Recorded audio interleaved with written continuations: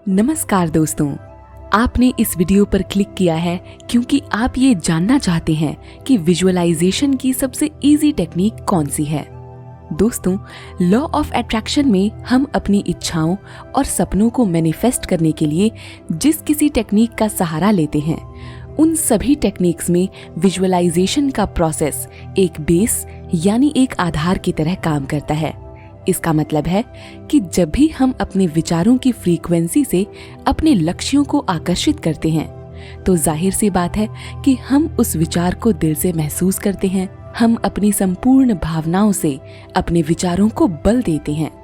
हम आभार व्यक्त करते हैं और इन सभी में एक और भावना जिसका हमारी मैनिफेस्टेशन में सबसे अहम योगदान होता है, वो है हमारी विजुअलाइजेशंस का। अब विजुअलाइजेशन यानी मानसिक तस्वीर बनाने की जो कला है, इसे अच्छे से समझकर इसकी सबसे इजी टेक्निक को अपनाने के लिए ये भी तो जरूरी है कि आपका कॉन्शियस और सबकॉन्शियस माइंड इस टेक्निक पर विश्वास करे। इस वीडियो को अभी 3 प्रकार के लोग देख रहे होंगे। आप किस प्रकार में हैं, इसका निर्धारण करने से पहले आप ये छोटी सी वीडियो क्लिप देखें। How does visualization help with that? It is everything for me. How so? So if you're going to play an overseas tour, say to Australia or England or something like that, I literally sat down 2-3 months before and I've made a decision in my head that I'm going to take their best bowler on. And when I train in the gym, when I'm practicing, regularly there are visuals running in my head, me dominating that bowler. When I train, I have music on, I'm putting myself in a situation where that guy is bringing the heat onto me and I'm countering that, and that becomes such a reality in your head. And invariably when I went into that situation, I ended up dominating that guy in their own home condition. इस clip में आप साफ तौर पर देख सकते हैं कि किस तरह विराट कोहली सर से जब खेल में विजुअलाइजेशन के इम्पोर्टेंस पर सवाल किया गया, तो उन्होंने कहा कि ये तो मेरे लिए सब कुछ है, इसके बिना तो मैं अपने जीत की कल्पना भी नहीं कर सकता। जब भी मैं किसी ओवरसीज मैच में इंग्लैंड, ऑस्ट्रेलिया और ऐसे ही अन्य टीम्स के खिलाफ खेलने जाता हूँ, तो मैं 2-3 महीने पहले से ही अपनी जीत की विजुअलाइजेशन स्टार्ट कर देता हूँ। मैं देखता हूँ कि मैं सबसे अच्छी बॉलिंग कर रहा हूँ और मैं सामने वाली टीम के होश उड़ा देता हूँ। तो इस विजुअलाइजेशन में मैं खुद का बेस्ट वर्जन देखता हूँ। हर समय जब मैं प्रैक्टिस करता हूँ, जिम में ट्रेनिंग करता हूँ, तो मेरे दिमाग में वो विजुअल्स घूमते रहते हैं जहाँ मैं बेस्ट परफॉर्म करता हूँ, और फिर मैं रियलिटी में वही पाता हूँ जो मैंने विजुअलाइजेशन की थी। तो दोस्तों, अभी बताए गए एग्जाम्पल में आपने देखा कि किस प्रकार world wide famous star cricketer Virat Kohli अपनी लाइफ में विजुअलाइजेशन का इम्पोर्टेंस बता रहे हैं।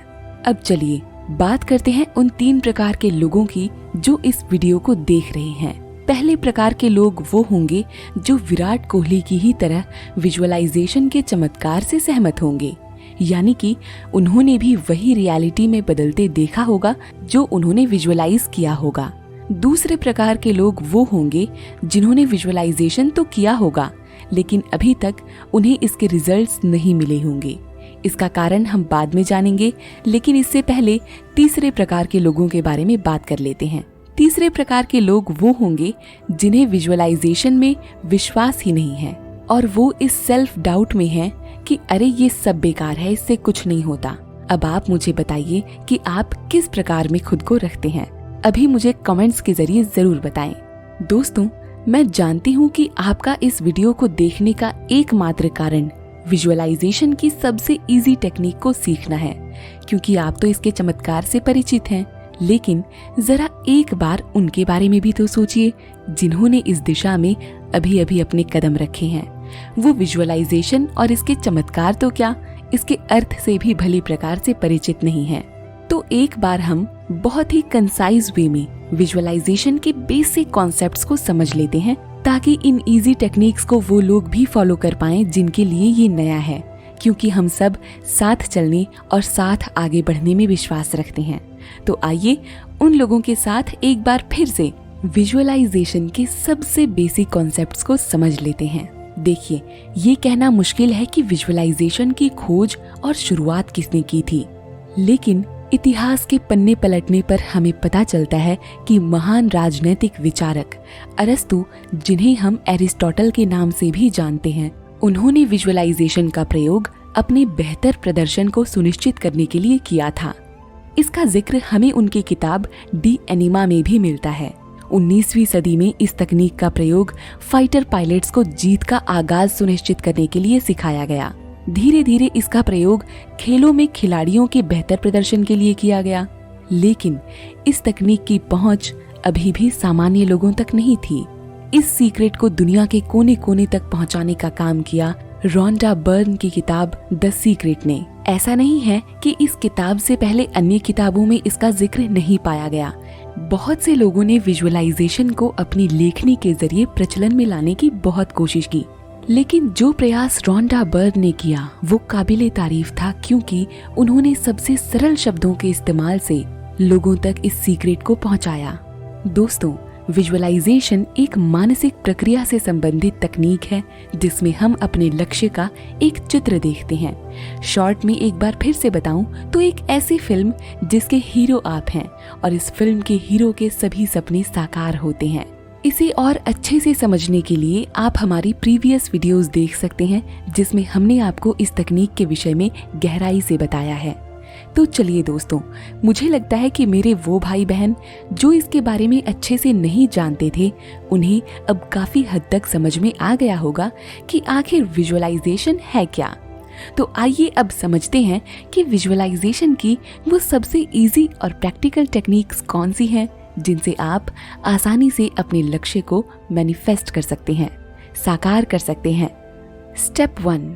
दोस्तों, विजुअलाइजेशन की हर टेक्निक में सबसे पहले एक कॉमन स्टेप होता है शांत और आरामदायक स्थान पर बैठना। लेकिन बैठते ही आंखें बंद कर विजुअलाइजेशन शुरू नहीं करना है, नहीं तो उसका परिणाम नहीं निकलेगा, क्योंकि इस विजुअलाइजेशन से पहले आपने उन पॉइंट्स पर काम नहीं किया होगा जो विजुअलाइजेशन के हर प्रोसेस को सक्सेसफुल बनाते हैं। दोस्तों, विजुअलाइजेशन की ये टेक्निक्स लॉन्ग टर्म गोल्स को पाने के लिए इस्तेमाल की जा सकती है, लेकिन अपने सुगम लक्ष्यों को पाने के लिए आप उन टेक्निक्स का भी इस्तेमाल कर सकते हैं जिन्हें मैंने अपनी प्रीवियस वीडियोस में समझाया है। तो चलिए इस स्टेप को कंटिन्यू करते हैं। दोस्तों, आंखें बंद करने से पहले आपको एक छोटा सा नोटपैड या डायरी लेकर ये निर्धारित करना है कि आखिर आप चाहते क्या हैं। अभी खुद से ये सवाल करिए। अगर आप जानते हैं तो इसका मतलब है कि आपका टारगेट फिक्स्ड है, लेकिन अगर आप अभी भी नहीं जानते तो इस पॉइंट को अभी कहीं नोट कीजिए कि आपको ये पता करना है कि आखिर आप जिस फिल्म के हीरो बनना चाहते हैं उस फिल्म का नाम क्या होगा। फॉर एग्जाम्पल, मान लीजिए आप एक IAS ऑफिसर बनना चाहते हैं, तो ये आपका गोल है कि आप एंड रिजल्ट्स के रूप में इस लक्ष्य को साकार होता देखना चाहते हैं। ठीक है, लेकिन ये भर पता कर लेने के बाद आपकी विजुअलाइजेशन इजी हो जाएगी? नहीं। देखिए, ये पता कर लेने के बाद अब आपको खुद से ये सवाल करना है कि अगर मैं ये बन गई या बन गया तो मैं लोगों से कैसे मिलूंगा या कैसे मिलूंगी। आप कैसे मुस्कुराएंगे, कैसे हाव भाव रखेंगे, ये सब आपको खुली आंखों से सोचना है। जी हाँ, आपको वो वाक्य सोचने हैं जिनका आप इस्तेमाल करेंगे जब आप लोगों से मिलेंगे। हाँ, एक बार इन सवालों के जवाब मिलने में मुश्किलें जरूर आ सकती हैं, लेकिन ये आपके लिए नामुमकिन नहीं होगा। आप दिल से खुद से जब ये सवाल पूछेंगे तो आपको 100% सभी जवाब मिलेंगे। चलिए, इन पॉइंट्स पर आपने जीत हासिल कर ली तो समझ लीजिए आपका आधे से ज्यादा काम हो गया। काम नहीं, जिम्मेदारी हो गई। चलिए अब आगे बढ़ते हैं, यानी दूसरे स्टेप की तरफ। दूसरा स्टेप है ये पता लगाना कि अब आपने जो गोल अचीव करने के लिए डिसाइड किया है उनमें कौन कौन से ऑब्स्टेकल्स आ सकते हैं, यानी कौन कौन सी ऐसी चुनौतियां आ सकती हैं जो आपको उस लक्ष्य को हासिल करने से पीछे खींचेंगी। जैसे शुरुआत से सोचिए, लेकिन ध्यान रखिए दोस्तों, ये सभी स्टेप विजुअलाइजेशन करने के ठीक पहले किए जाने जरूरी हैं। अगर हम सुबह से शुरू करें तो हम देखते हैं कि हमारा आलस हम पर हावी होने की कोशिश करता है। तो सबसे पहली चुनौती तो यही हो गई, हमारा आलस। अब इसके बाद आप फ्रेश होकर नहा धोकर थोड़ी देर मेडिटेशन करने का सोचते हैं, तो फिर ऐसी आदतें जो आपको और आलसी बना देती हैं कि चलो थोड़ी देर फोन यूज कर लिया जाए। फिर दूसरी चुनौती हो गई आपका कमजोर डेडिकेशन और फोन एडिक्शन। फिर दिन में जब आप पढ़ने का सोचें तो आपको नींद और थकान जैसी चीजें महसूस होने लगे। तो ये है आपका तीसरा ऑब्स्टेकल, यानी नींद और थकान। दोस्तों, अब आप इन 2 स्टेप्स को समझ चुके हैं। पहला, गोल डिसाइड करना। दूसरा, ये सॉर्ट आउट करना कि इनके बीच में कौन से ऑब्स्टेकल्स या चुनौतियां आ सकती हैं। अब हम तीसरा स्टेप यानी मास्टर स्टेप को समझने के बाद विजुअलाइजेशन करने के लिए पूरी तरह से तैयार हो जाएंगे। तीसरा और मास्टर स्टेप है चुनौतियों का पता लगाने के बाद अब ये सोचिए कि आपको उन पर जीत कैसे हासिल करनी है, कैसे अपनी संकल्प शक्ति को अपनी बुरी आदतों पर हावी करना है और कैसे जीतनी है खुद से ये लड़ाई। तो बस यहाँ तैयार करनी है आपको एक रणनीति। वो रणनीति होगी हर आलस पर प्रहार की रणनीति। जैसे सुबह आलस आएगा तो मैं खुद को अपना लक्ष्य याद दिलाऊंगी और उठकर खड़ी हो जाऊंगी, 1 ग्लास पानी पीऊंगी और फ्रेश होकर मेडिटेशन करूंगी, अपना गोल विजुअलाइज करूंगी, मैं रुकूंगी नहीं। फिर जब मुझे पढ़ाई के बीच आलस आएगा तो मैं एक छोटा सा ब्रेक लेने के बाद वापस अपना ध्यान अपने लक्ष्य की ओर लगा कर पढ़ूंगी। फोन यूज करने का मन करेगा तो फोन कुछ समय के लिए अपनी माँ को दे दूंगी या अपनी पहुंच से दूर रख दूंगी। दोस्तों, इस तरह आपने 3 मास्टर स्टेप्स को समझ लिया है जो एक सक्सेसफुल विजुअलाइजेशन को आसान बनाते हैं जब आप लॉन्ग टर्म गोल्स को हासिल करना चाहते हैं। तो चलिए, विजुअलाइजेशन के लिए जरूरी सारी तैयारी हमने कर ली है और अब हम तैयार हैं विजुअलाइजेशन की उड़ान भरने के लिए। दोस्तों, अब आप मेरे साथ विजुअलाइजेशन की दुनिया में जा रहे हैं केवल 3 मिनट के लिए, ताकि मैं आपको उस फिल्म का ट्रेलर दिखा पाऊं जिसके हीरो आप हैं। ये फिल्म बनाना मैं आप पर छोड़ती हूँ। दोस्तों, याद रखिए, आपकी फिल्म जितनी रचनात्मक होगी, जितनी क्रिएटिव होगी, वो फिल्म उतनी ही सुपरहिट होगी। चलिए, अब केवल 3 मिनट के लिए अपनी आंखें धीरे से बंद कीजिए। मैं आपको सिखाती हूँ कि कैसे आसानी से विजुअलाइजेशन करना है। नंबर 1, सबसे पहले रिलैक्स हो जाइए। एक लंबी सांस लीजिए और सोचिए कि आप क्या पाना चाहते हैं। सोच लिया आपने? नंबर 2, अब जो लक्ष्य आपने सोचा है उससे संबंधित चित्र खुद के इर्द गिर्द देखिए। उदाहरण के लिए, अगर आपने एक कार का लक्ष्य सोचा है तो विजुअलाइज कीजिए कि आप एक बड़े से शोरूम में हैं। वहाँ आप अलग अलग गाड़ियों को देख रहे हैं।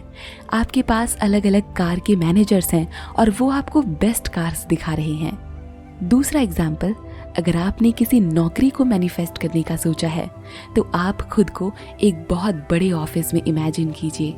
अपने आसपास ऐसे लोगों को इमेजिन कीजिए जो उस नौकरी से रिलेट करते हों। इनके बीच आप खुश हैं, आप मुस्कुरा रहे हैं, आपकी आंखें चमक रही हैं। लेकिन इस खुशी के बीच एक बार अपना ध्यान उन संघर्षों की तरफ ले जाइए जिन्होंने बहुत कोशिश की थी आपको इस लक्ष्य तक ना पहुंचने देने की। जैसे जब आपको आलस्य आया था तो आपने उन पर जीत हासिल की थी, क्योंकि ये लक्ष्य आपके लिए बहुत मायने रखता था। अपनी रणनीतियों को याद कीजिए। आप मेहनत कर रहे थे। जाहिर है आप एक हीरो हैं और आपको अपने लक्ष्य तक पहुंचना ही था। आपको उस चीज को हासिल करना ही था जिसकी झलक आपके विचारों में मिलती है। स्टेप 3, एक लंबी सांस लीजिए। उस चीज के प्रति अपना प्यार और आभार प्रकट कीजिए जिसे आप अभी अपनी फिल्म में देख रहे हैं। ये आसान है। आप उस चीज से या उस लक्ष्य से बहुत प्यार करते हैं और आप आभारी हैं ईश्वर के प्रति, इस ब्रह्मांड के प्रति कि कितना बड़ा सपना आपके मस्तिष्क में है और एक दिन सचमुच आप इसे पाकर रहेंगे। स्टेप 4, अब सबसे जरूरी कदम, सोचिए कि आपने उस लक्ष्य को हासिल कर लिया है या आप उस चीज को पा चुके हैं। जी हाँ, एक बार सोचिए कि आप उन चीजों के बीच हैं जिन्हें आप पाना चाहते थे। आप बहुत खुश हैं और आपकी आंखों में वो खुशी के आंसू साफ दिखाई दे रहे हैं।